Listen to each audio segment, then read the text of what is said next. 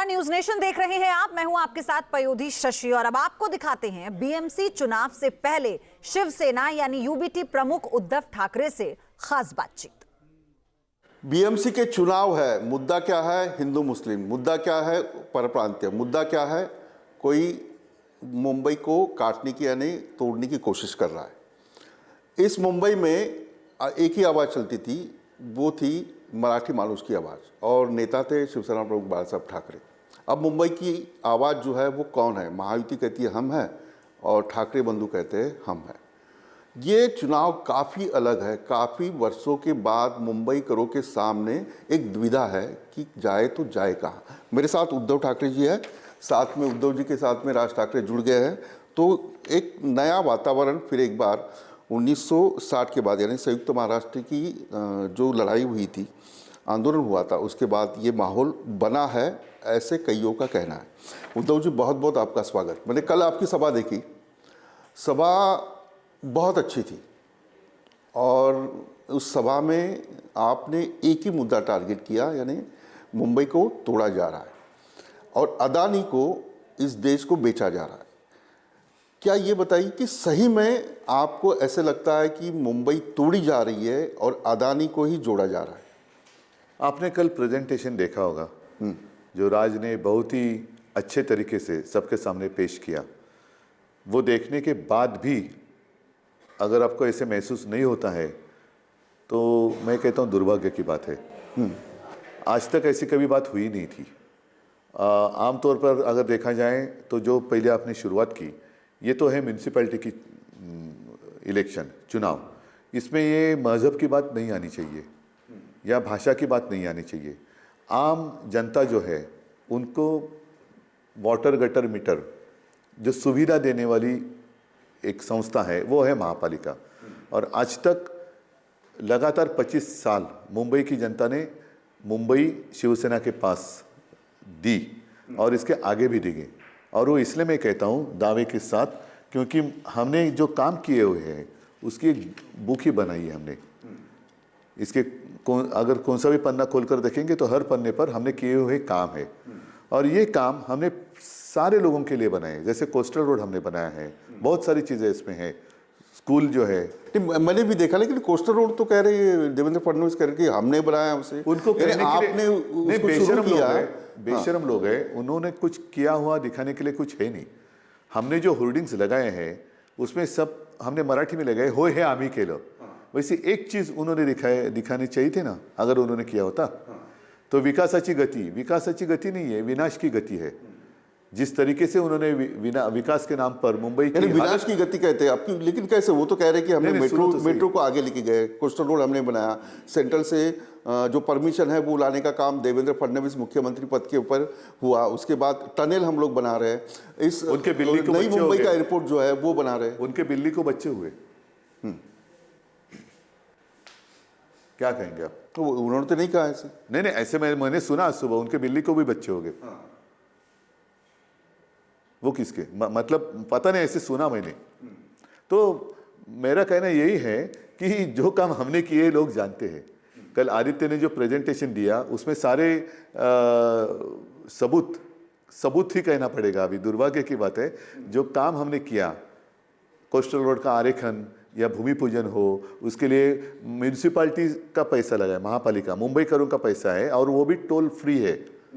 एक भी पैसा हमने स्टेट गवर्नमेंट या दिल्ली गवर्नमेंट से नहीं लिया है। फिर स्कूल का जो स्टैंडर्ड ऑफ एजुकेशन है वो हमने अच्छा किया।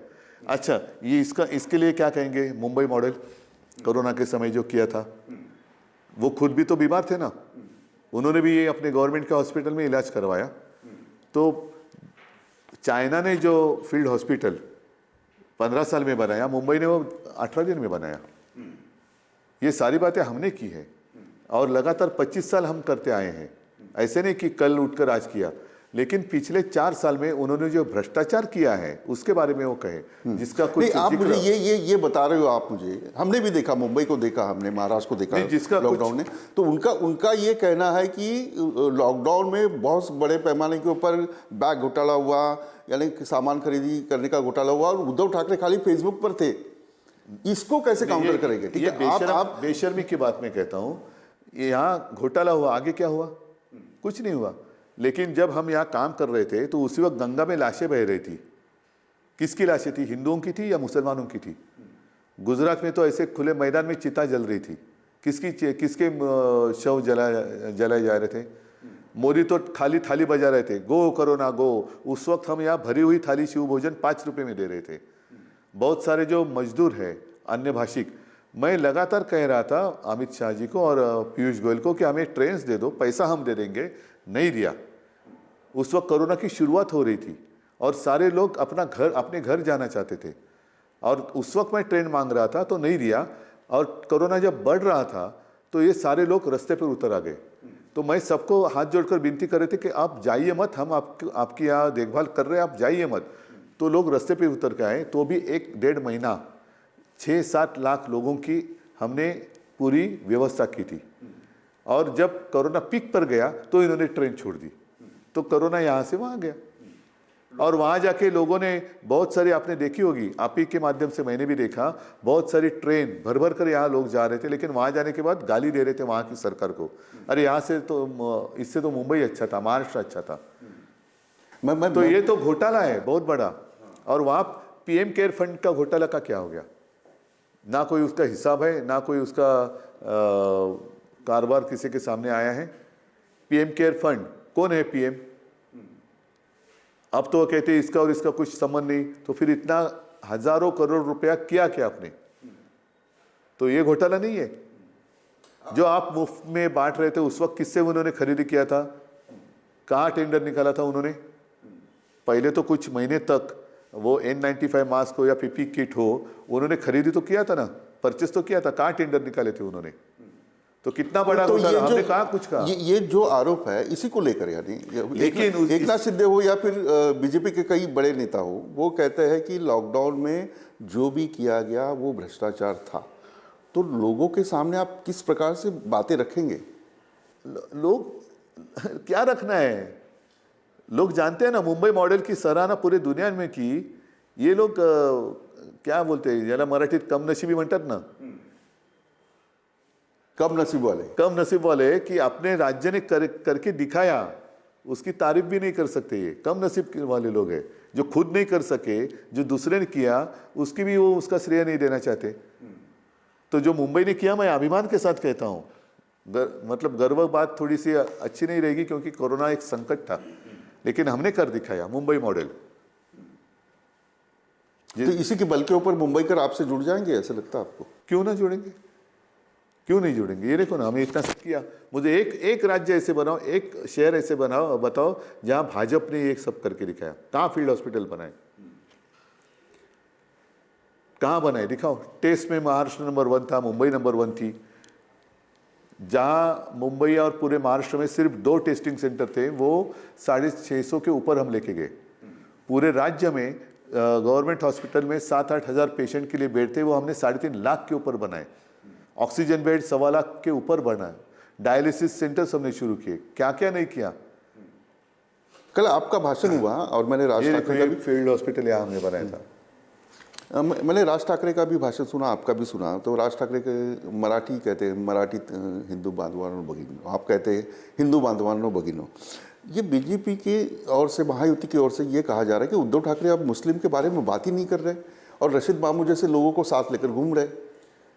ये तो आप यानी बात करना बंद कर दिया? नहीं, यानी जो लाउड स्पीकर का था वो भी बात मेरी गलती क्या हुई, मैं सच कहता हूँ। मैं मोहन भागवत जी के साथ मस्जिद में नहीं गया। हाँ, मैं सौगाते मोदी वाटते से मैं उनके साथ नहीं रहा। मैं, उन्होंने कहा था मुस्लिम महिलाओं को रक्षाबंधन कर, तब उनके साथ नहीं था। मैं मोदी जी के साथ नवाज शरीफ का केक खाने के लिए नहीं गया था। मैं मोदी जी के साथ ताजिया के नीचे से नहीं गया। और ईद के वक्त जब मोदी जी के घर पे मुस्लिम फैमिली से खाना आता तो वो खाना खाने के लिए मैं नहीं गया। फिर आकोट में एमआईएम के साथ भाजपा ने जो युति की, गठबंधन की, तो बीजेपी के साथ में वहाँ उनके साथ नहीं गया। अब एक वीडियो घूम रहा है, एमआईएम का कोई है, उस नेता के पैर छूने के लिए मैं नहीं गया। और पाकिस्तान ने अपने पहलगाम में घुसपैठी भेजकर, आतंकवादी भेजकर, हमने अपने महिलाओं का जो सिंदूर उजाड़ डाला, उनके साथ क्रिकेट खेलने के लिए, क्रिकेट मैच देखने के लिए अमित शाह के बेटे के साथ मैं दुबई नहीं गया। लेकिन आपका जो हिंदुत्व का एक नहीं, आप इमेज बताओ ना था, इसके अब ऊपर। ये इमेज को महबूबा मुफ्ती के साथ इन्होंने जैसी एक ये की थी। आप कांग्रेस के साथ गए, आप कांग्रेस के साथ गए। सुनो, वो इंडिया आघाड़ी की एक घटक थी, लेकिन उन्होंने उनके साथ सरकार स्थापन की थी। श्यामा प्रसाद मुखर्जी जनसंघ के जो संस्थापक थे, उन्होंने उस वक्त 1942 में मुस्लिम लीग के साथ सरकार बनाई थी। फजलुल हक जो मुख्यमंत्री थे, उनके साथ 11 महीने उनके अर्थमंत्री रहे थे। जिस मुस्लिम लीग ने बंटवारे की मांग की थी और श्यामा प्रसाद मुखर्जी ने चले जाओ आंदोलन का विरोध किया था। तो ये सारे है ना उनके मुस्लिम के ही। लेकिन देखो मुंबई प्रदेश नहीं, पहले एक भाजपा बताओ के इस सारी बातों का मुंबई महापालिका से क्या संबंध है? नहीं, प्रचार तो यही हो रहा है। नहीं, प्रचार छोड़ो ना, क्योंकि तो आपको काउंटर करना पड़ेगा ना आपको। काउंटर नहीं करूंगा मैंने किए हुए काम बताऊं मैं। हाँ, वाटर गटर मीटर मेरा चैलेंज यही है कि जो काम मैंने करके मुंबई में दिखाया है, वैसे एक शहर देवेंद्र फडणवीस या नरेंद्र मोदी बताएं कि मुंबई की बराबरी कर रहा है। एक शहर बताओ। देवेंद्र फडणवीस ने एक तो कहा बताओ। मुंबई को जो आगे लेके गए, महाराष्ट्र को जो आगे लेके गए, वो सब बीजेपी ने आगे किया। मतलब आगे जाना विनाश की ओर, ये विनाश की गति। तो अभी जो डेवलपमेंट हो रहा है वो विनाश हो रहा है। विनाश हो रहा है क्योंकि ये नियोजन शून्य विकास है। कैसे, मुझे बताइए। अभी आप देखेंगे तो मुंबई में इतना पोल्यूशन कभी हमने महसूस नहीं किया था।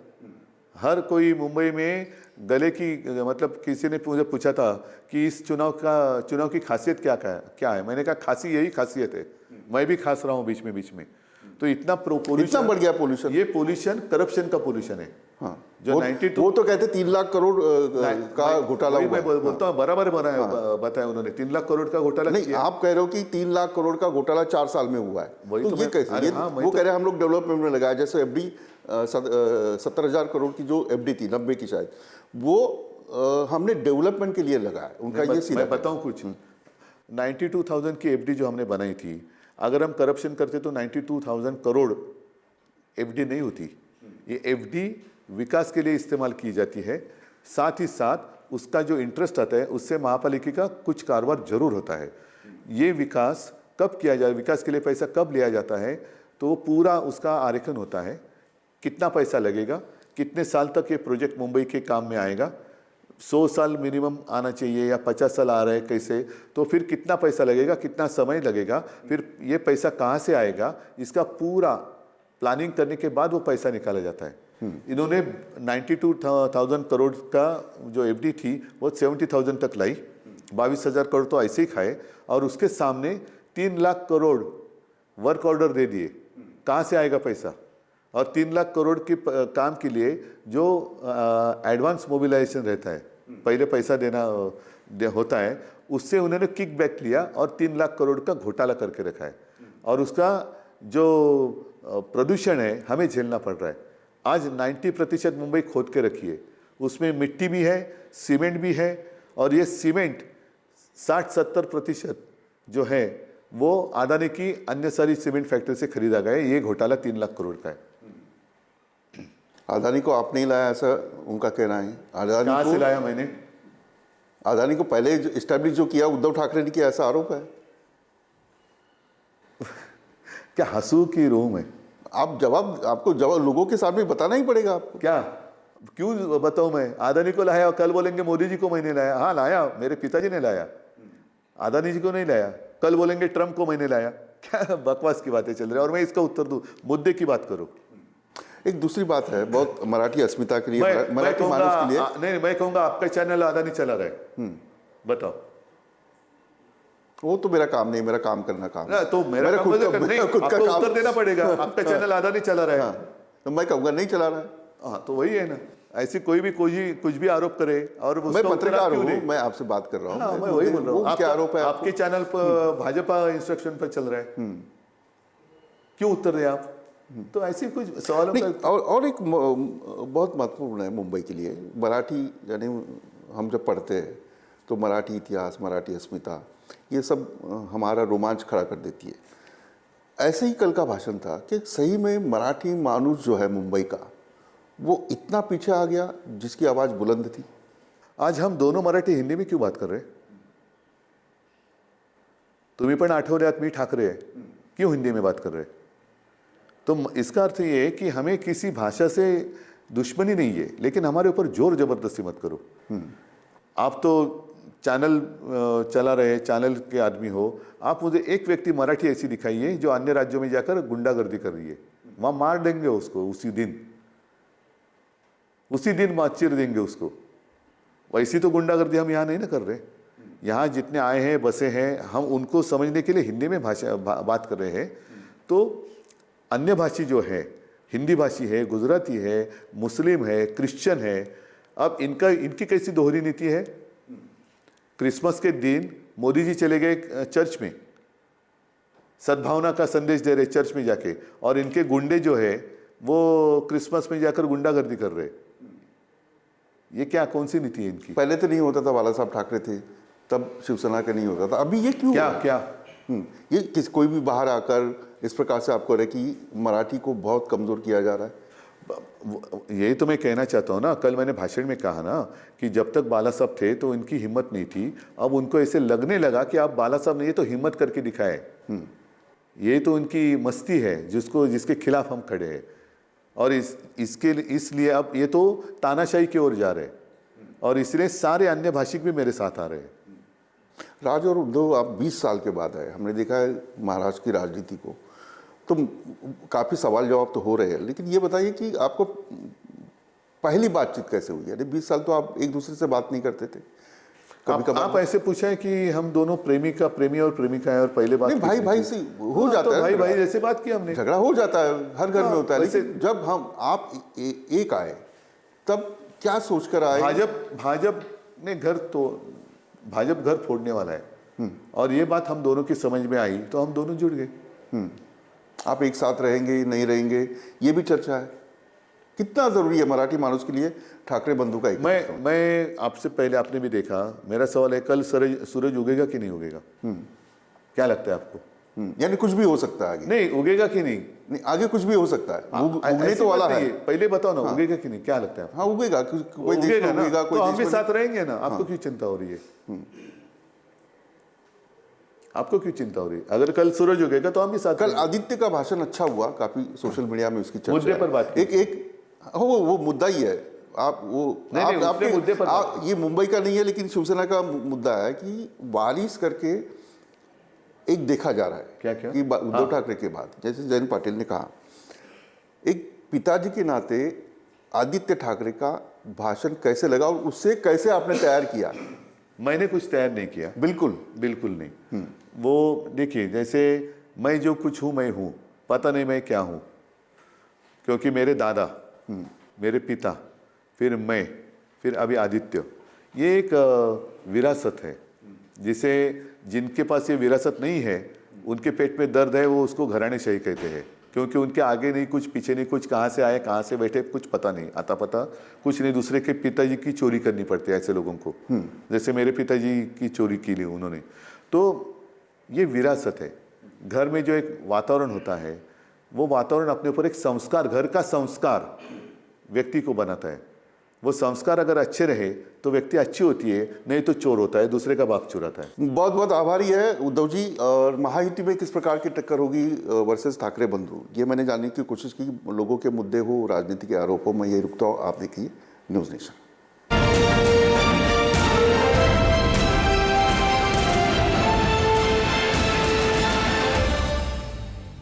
आपके मोबाइल पर तुरंत आएगी ब्रेकिंग न्यूज।